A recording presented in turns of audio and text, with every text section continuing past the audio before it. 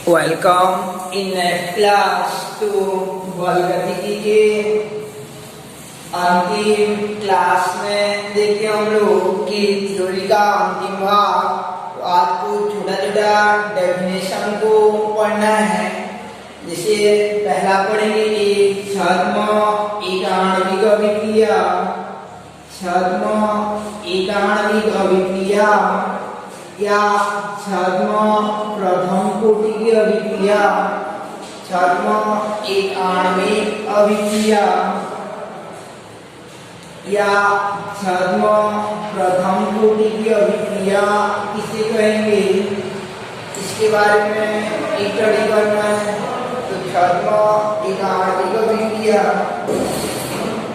या छद्म प्रथम कोटि का अभिक्रिया किसे कहा जाएगा। तो कुछ रासायनिक अभिक्रियाएं ऐसा रहता है, कुछ रासायनिक अभिक्रियाएं ऐसी रहती है कि जो द्वितीय कोटि टाइप का प्रतीत होती है, किंतु वास्तव में उनको प्रयोग के आधार पर निकाला जाए तो प्रथम कोटि की रहती। तो ऐसा अभिक्रिया को छद्म एक आणविक अभिक्रिया कहते हैं कि रासायनिक अभिक्रियाएं जो द्वितीय कोटि की प्रतीत होती है किंतु वास्तव में प्रथम कोटि की होती है, छद्म एक आणविक अभिक्रिया कहते हैं। जैसे एग्जाम्पल रहता है आपका एस्टर का अम्ल की उपस्थिति में, अम्ल की उपस्थिति में जल अपघटन अभिक्रिया, जल अपघटन अभिक्रिया, एस्टर का अम्ल की उपस्थिति में जल अपघटन अभिक्रिया, ये अभिक्रिया के बारे में विचार करते हैं।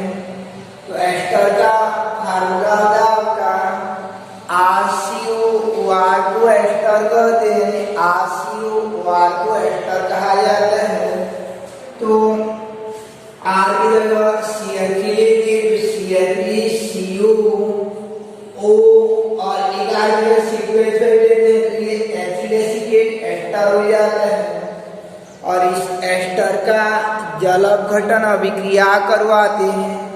जल अपघटन अभिक्रिया का अर्थ होता है आपका HOS से अभिक्रिया करवाने। जल अपघटन अभिक्रिया का अर्थ होता है कि HOS से अभिक्रिया करवाएंगे। तो HOS से अभिक्रिया करवाते हैं अम्ल की उपस्थिति में। तो इस जल अपघटन अभिक्रिया में H धनायन के रूप में और OH ऋणायन के रूप में रहता है। और ये एस्टर में ये CH3CO यहाँ तक ये ऋणायन के रूप में रहता है, ये वाला जो है धनायन के रूप में रहता है, यानी C2H5 धनायन के रूप में रहेगा। और ये O जो है CH3CO -4 के रूप में रहता है। जल अपघटन अभिक्रिया के पश्चात इधर के धनायन को इधर के ऋणायन से अभिक्रिया करवाते हैं, धनायन को इधर के ऋणायन से अभिक्रिया करवाते हैं।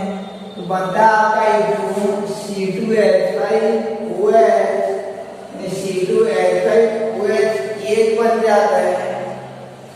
और दूसरा CH3CO और ये H उसके साथ जुड़ता है, दूसरा वाला एसिटिक अम्ल बन जाता है CH3COOH, ये एसिटिक एसिड बन जाता है। तो एक तो जो है आपका अम्ल बनता है और दूसरा जो है एल्कोहल बनता है। तो एस्टर के जल अपघटन से एल्कोहल व अम्ल प्राप्त होते हैं। तो इस अभिक्रिया के लिए दर्नियम समीकरण निकालते हैं। तो dx/dt बराबर होता है आपका कि अभिक्रिया का दर जो है ये एथिल एसीटेट पर निर्भर करता है। ये एथिल एसीटेट एस्टर का CH3CO और OC2H5 इस पर निर्भर करता है। इसके घात 1 पर घात 1 को नहीं लिखा जाता है। और दूसरा कि जल पर निर्भर करता है। तो ये दो चीजों पर निर्भर करता है। तो प्रारंभ में ऐसा लगता है कि इसका आघात 1 और इसका आघात 1 का योग जो है यानी कोटि बराबर 2 होना चाहिए। कोटि बराबर 1 धन 1 बराबर अभिक्रिया की कोटि 2 टाइप का लगता है, किंतु वास्तव में प्रयोग किया जाता है इसका कि वास्तव में कौन से कोटि का अभिक्रिया होगा उसका आकलन की जाती है। तो यह पता चलती है कि उक्त अभिक्रिया में जल जो बहुत ज्यादा रहता है, ये जल जो है इतना ज्यादा रहता है, जल के साथ जल अपघटन करवाते हैं तो ये जल की मात्रा या सांद्रता या परिवर्तन नहीं के बराबर हुआ रहता है। अभिक्रिया के पश्चात भी ये जल की सांद्रता में नहीं के बराबर परिवर्तन हुआ रहता है, तो ये H2O लगभग शुद्ध अवस्था में ही रहती है। H2O जो शुद्ध अवस्था में ही रहती है, तो H2O इस प्रकार से शुद्ध अवस्था में ही रहेगा। तो इसी स्थिति में कक्षा 11 में आपको बताया गया रहेगा कि शुद्ध द्रव या ठोस का सक्रिय द्रव्यमान 1 होता है, तो ये H2O का वैल्यू 1 हो जाता है, यानी H2O का सक्रिय द्रव्यमान जो है 1 हो जाता है। तो अभिक्रिया की कोटि जो है 1 धन यानी 1 होती है, अभिक्रिया की कोटि बराबर 1 हो जाती है। तो इस प्रकार ऐसा प्रतीत होता है कि द्वितीय कोटि की अभिक्रिया होती है कोई, किंतु वास्तव में प्रयोग किया जाता है तो अभिक्रिया की H2O से स्वतंत्र रहती है, क्योंकि सांद्रता परिवर्तन नहीं के बराबर होता है, तो उस पर डिपेंड नहीं करता है, केवल एस्टर पर ही निर्भर करता है। तो इस प्रकार कोटि 1 आ जाता है, तो ऐसा अभिक्रिया को कहा जाता है छद्म एकांकिक अभिक्रिया या छद्म प्रथम कोटि का अभिक्रिया कहते हैं। छद्म एकांकिक अभिक्रिया या छद्म प्रथम कोटि का अभिक्रिया कहते हैं। तो इस प्रकार से वे रासायनिक अभिक्रियाएं जो द्वितीय कोटि की प्रतीत होती है किंतु वास्तव में प्रथम कोटि की होती है, उन्हें छद्म एकांकिक अभिक्रिया या छद्म प्रथम कोटि की अभिक्रिया कहते हैं। छद्म में होता है उसका वास्तविक रूप न होना, यानी जो रूप दिखाई देता रहता है वो रूप न होना छद्म रूप कहलाता है। जैसे कि कोई व्यक्ति जो दिखने में आपका पूरा यानी साथी टाइप का फैन टाइप का लगता रहेगा, लेकिन अंदर ही अंदर आपके ऊपर जलता रहेगा, तो वह क्या हो जाएगा, छद्म व्यक्ति हो जाएगा। दिखने में कुछ अलग लगता है और वास्तव में कुछ अलग रहता है। तो ऐसे व्यक्ति को छद्म व्यक्ति कहेंगे। तो ऐसे ही आपका अभिक्रिया होता है कि जो द्वितीय कोटि की प्रतीत होती है किंतु वास्तव में प्रथम कोटि की होती है, उन्हें छद्म एकाण्विक अभिक्रिया कहते हैं। तो इस प्रकार से आपका छद्म एकाण्विक अभिक्रिया हो जाएगा कि ऐसी रासायनिक अभिक्रियाएं जो यानी ऐसी रासायनिक अभिक्रियाएं जो द्वितीय कोटि की प्रतीत होती है किंतु वास्तव में प्रथम कोटि की अभिक्रिया होती है, छद्म एकाण्विक अभिक्रिया कहलाती है। जैसे एग्जाम्पल हो जाता है आपका, ये एग्जाम्पल में एस्टर का अम्ल की उपस्थिति में जल अपघटन अभिक्रिया जो है यह छद्म एकाण्विक अभिक्रिया कहलाती है, अभिक्रिया की कोटि 1 होती है। तो ये था आपका छद्म एकाण्विक अभिक्रिया। अगला इस प्रकार और आगे देखते हैं कि तापमान गुणांक का अभिप्राय क्या रहता है, तापमान गुणांक किसे कहा जाता है। तो तापमान गुणांक क्या रहेगा,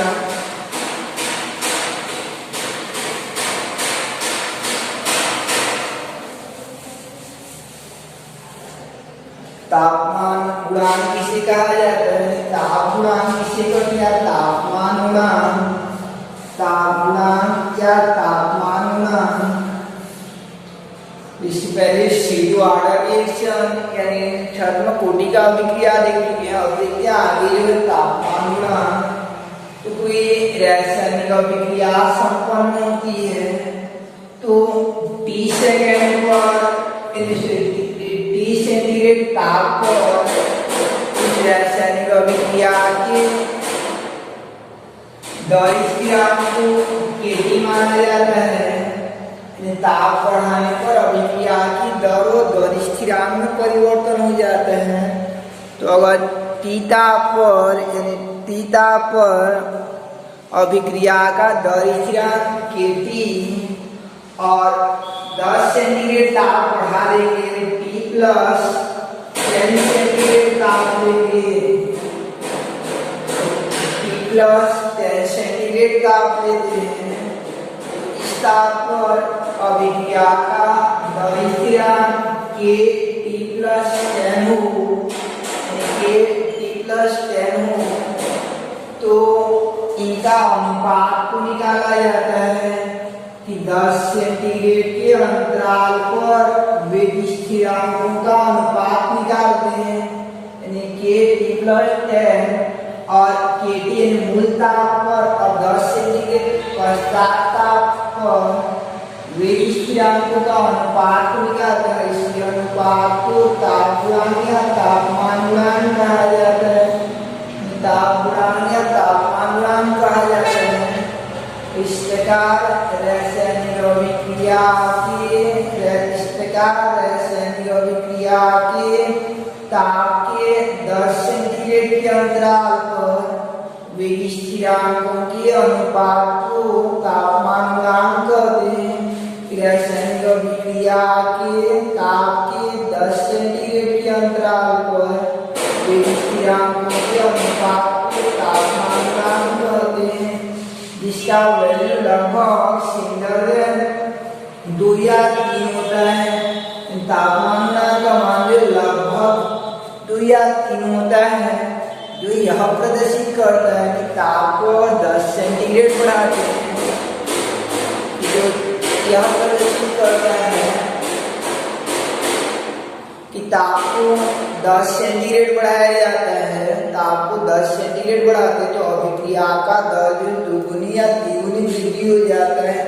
तो इस प्रकार दूसरा डेफिनेशन था आपका तापमान गुणांक या ताप गुणांक। तो तापमान गुणांक या ताप गुणांक मीन्स क्या होगा कि रासायनिक अभिक्रिया के ताप के 10 सेंटीग्रेड के अंतराल पर वेग स्थिरांकों के अनुपात को तापमान गुणांक कहते हैं, जिसका मान लगभग 2 या 3 के बराबर होता है।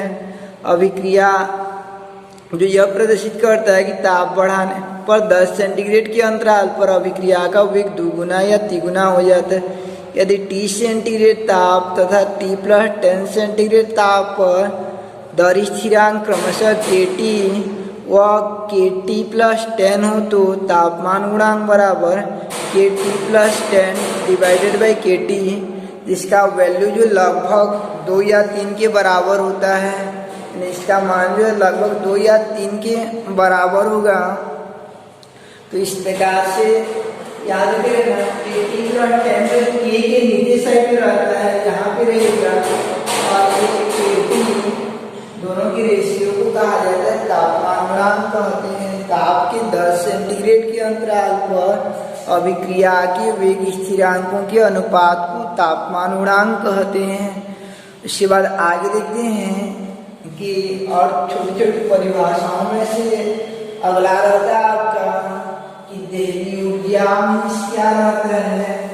देहली ऊर्जा का अभिप्राय क्या है, देहली ऊर्जा किसे कहते हैं। तो देहली ऊर्जा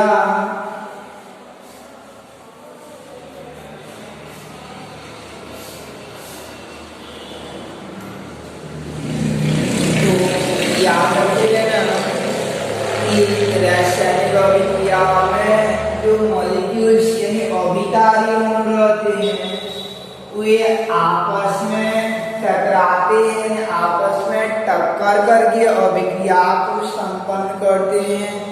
रासायनिक अभिक्रिया में अभिकारी अणु परस्पर टकराकर जो रासायनिक अभिक्रिया को संपन्न करते हैं और उत्पाद में परिवर्तित होते हैं।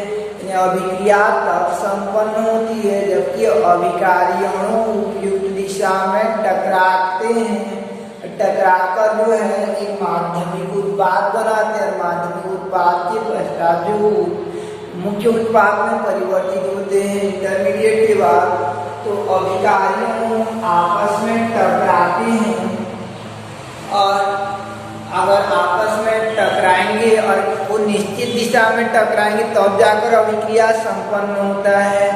अलग अलग दिशा में टकराने पर अभिक्रिया अगर संपन्न होना संभव नहीं होता। जैसे दो व्यक्ति रहेंगे और दोनों कुछ काम करना चाहिए, दोनों एक निश्चित दिशा में मिलेंगे तब जाकर कुछ काम हो पाएगा। तो ऐसे जो है आपका कि अभिकारियों उपयुक्त दिशा में टकराव के परिणामतः रासायनिक अभिक्रिया को संपन्न करते हैं, जिसे कि प्रभावी टक्कर कहा जाता है। उपयुक्त दिशा में टकराव को ही कहा जाता है, उपयुक्त दिशा में टकराव को ही कहा जाता है, आपका प्रभावी टक्कर कहते हैं। तो प्रभावी टक्कर द्वारा अभिकारियों प्रभावी टक्कर आपस में टकराकर जो प्रभावी टक्कर करके अभिक्रिया को संपन्न करते हैं। तो जैसे मान लीजिए कि हमको गणेश कार्यक्रम आयोजन करना है, गणेश पूजन करना है या दुर्गा पूजन जैसे करना है, तो इस समय हम लोग जो परस्पर एक निश्चित दिशा में मिलेंगे, एक निश्चित विचारधारा होगा, तब जाकर उस समारोह का आयोजन हो पाएगा। तो उसको प्रभावी टक्कर कहा जाता है, दिशा में टकराव होना।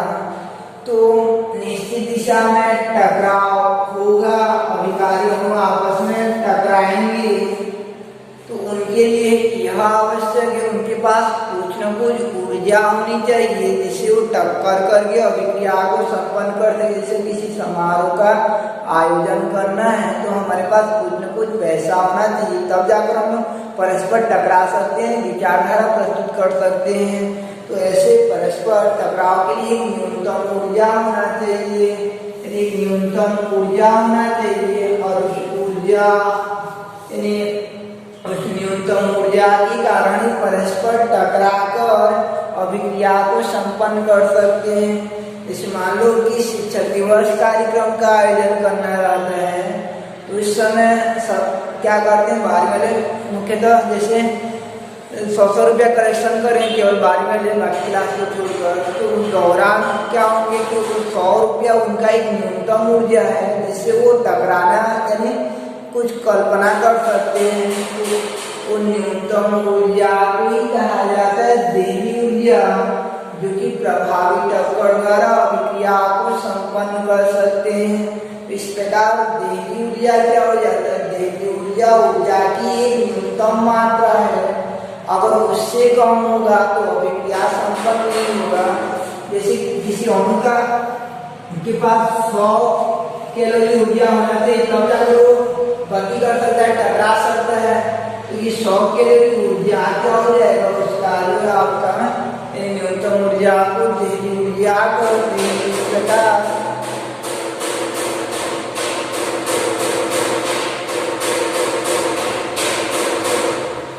देवी ऊर्जा ऊर्जा की वह न्यूनतम मात्रा होती है, देवी ऊर्जा ऊर्जा की वह न्यूनतम मात्रा होती है जो उन अणुओं के पास होनी चाहिए जो प्रभावी टक्कर द्वारा अभिक्रिया को संपन्न कर सकते हैं।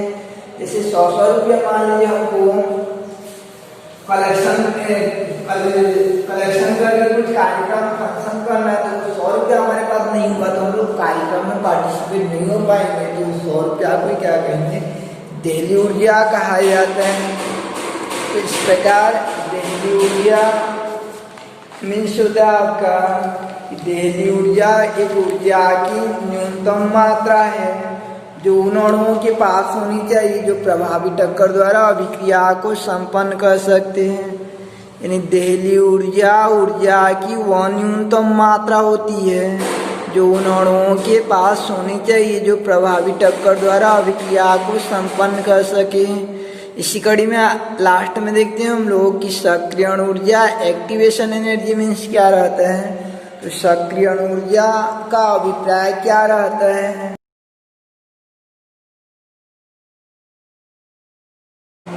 तो सक्रियण ऊर्जा मीन्स क्या रहेगा, तो सक्रियण ऊर्जा का अभिप्राय क्या रहता है। तो सक्रियण ऊर्जा एक्टिवेशन एनर्जी और ऊपर में देखिए देहली ऊर्जा थ्रेशोल्ड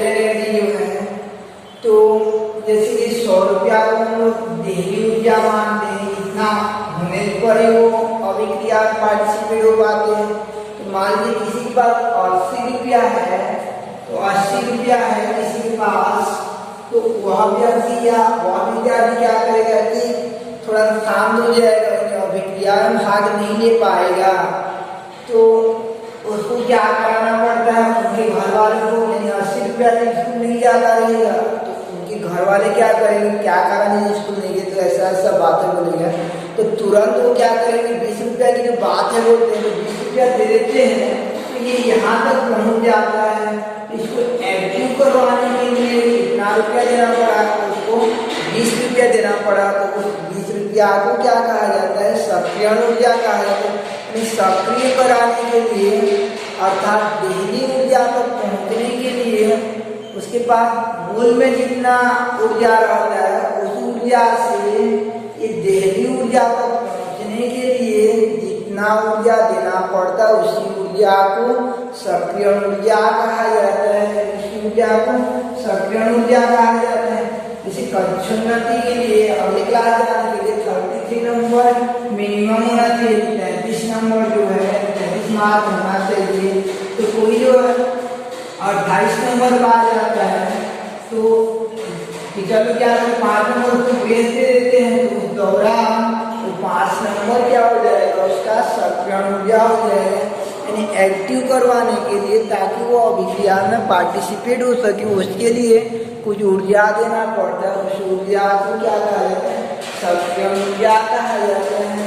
मूल अवस्था की ऊर्जा से, मूल अवस्था से उसके देहली तक पहुंचने के लिए जितना ऊर्जा की आवश्यकता होती है, उस ऊर्जा को सक्रियण ऊर्जा कहा जाता है। तो ये सक्रियण ऊर्जा कैसे निकलेगा कि देहली ऊर्जा में, जैसे कि 5 कैसे आएगा, तो 5 कैसे आएगा, तो ये देहली वाला में उसका मूल अवस्था वाला ऊर्जा को घटाया जाता है, तो उसी स्थिति में आपका यदि सक्रियण ऊर्जा मिलता है, तो सक्रियण ऊर्जा बराबर हो जाएगा आपका सक्रियण ऊर्जा एक्टिवेशन में भी ये बराबर हो जाएगा आपका, ये बराबर हो जाएगा कि देहली ऊर्जा से कम ऊर्जा वाले अणुओं को दी जाती है, जिससे वो देहली ऊर्जा तक पहुंच सके। निकाला कैसे, जैसे देहली ऊर्जा से आद्य या मूल अवस्था की ऊर्जा को घटाते हैं, आद्य अवस्था की ऊर्जा, आद्य अवस्था की ऊर्जा को घटाया जाता है, तो मिल जाता है आपको सक्रियण ऊर्जा मिल जाता है, एक्टिवेशन एनर्जी मिल जाता है। तो देहली ऊर्जा की पहचान सक्रियण ऊर्जा क्या हो जाएगा आपका, यह भी एक मिनिमम अंतर रहता है, दोनों का न्यूनतम अंतर वाला ऊर्जा रहता है, जो कि उन्होंने को देनी पड़ती है, जिससे कोई ऊर्जा को पार कर सके, यानी अभिक्रिया को संपन्न कर सके। इस प्रकार सक्रियण ऊर्जा की वह न्यूनतम मात्रा है जो देहली ऊर्जा से कम ऊर्जा वाले अणुओं को देनी पड़ती है, जिससे वे ऊर्जा अवरोध को पार कर सके, यानी उन अणुओं को प्राप्त करनी पड़ती है जो देहली ऊर्जा से कम ऊर्जा वाले अणु रहते हैं, जिससे वे ऊर्जा अवरोध को पार कर सके। तो इस प्रकार से सक्रियण ऊर्जा में सो जाए, सक्रियण ऊर्जा की वो न्यूनतम मात्रा होती है जो देहली ऊर्जा से कम ऊर्जा वाले अणुओं को प्राप्त करनी पड़ती है, जिससे वे ऊर्जा अवरोध को पार कर सके, अर्थात देहली ऊर्जा तक पहुंच सके। इसे EA से दर्शाया जाता है, सक्रियण ऊर्जा बराबर देहली ऊर्जा माइनस मूल अवस्था की ऊर्जा, यानी सक्रियण ऊर्जा मीन्स क्या हो जाएगा आपका कि सक्रियण ऊर्जा की न्यूनतम मात्रा होती है तो देहली ऊर्जा से कम ऊर्जा वाले अणुओं को प्राप्त करनी पड़ती है। सक्रियण ऊर्जा की न्यूनतम मात्रा होती है तो देहली ऊर्जा से कम ऊर्जा वाले अणुओं को प्राप्त करनी पड़ती है, जिससे वे ऊर्जा को पार कर सके, अर्थात देहली ऊर्जा के बराबरी कर सके, यानी जितना मिनिमम रिक्वायरमेंट रहता है वहाँ तक पहुँच सके। जैसे मान लो एक बच्चा रहता है तो एक बच्चा जैसे है तो उस दौरान जो है वो उसके पास जो 2 रुपया है और 2 रुपया उसका मूल अवस्था का ऊर्जा है, और मान लीजिए वह 10 रुपया होने से स्कूल जाऊंगा बोलता है तो 10 रुपया क्या हो जाएगा आपका, तो उसका देही ऊर्जा हो जाएगा ताकि वो अभिक्रिया में पार्टिसिपेट हो सके। तो उसके बाद 2 रुपया है मूल अवस्था की ऊर्जा 2, तो ये 2 से 10 तक पहुंचने के लिए जितना रुपया देना पड़ता है, जैसे 8 रुपया दे देते हैं तो तुरंत इसके लिए रेडी हो जाएगा। तो इसे 8 रुपया को क्या कहा जाता है, सक्रियण ऊर्जा कहा जाता है। यानी देहली ऊर्जा और मूल अवस्था की ऊर्जा के अंतर को सक्रियण ऊर्जा कहा जाता है। इस प्रकार सक्रियण ऊर्जा की वह न्यूनतम मात्रा होती है जो देहली ऊर्जा से कम ऊर्जा वाले अणुओं को प्राप्त करनी पड़ती है, जिससे वो ऊर्जा अवरोध को पार कर सके अर्थात देहली ऊर्जा तक पहुंच सके। नेक्स्ट क्लास में देखेंगे हम लोग कि इस चैप्टर का न्यूमेरिकल भाग और चैप्टर का अंत करेंगे। तो थ्योरी में यहाँ समाप्त होता है। नवीन पाठ्यक्रम के आधार पर